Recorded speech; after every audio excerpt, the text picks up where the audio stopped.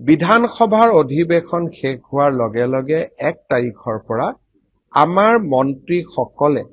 নিজৰ নিজৰ দায়িত্ব, কৃষি মন্ত্ৰীয়ে কৃষি খণ্ডৰ বাবে,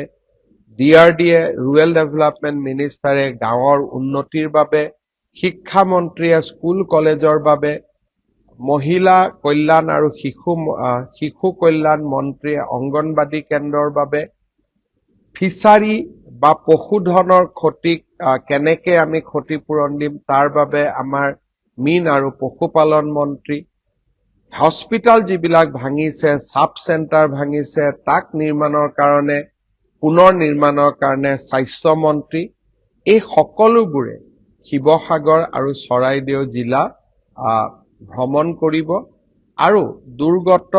জনৰ লগতে ইনফ্ৰাষ্ট্ৰাকচাৰসমূহ ৰিবিল্ড কৰাৰ বাবে আমি আমাৰ প্ৰচেষ্টা হাতত ল'ম।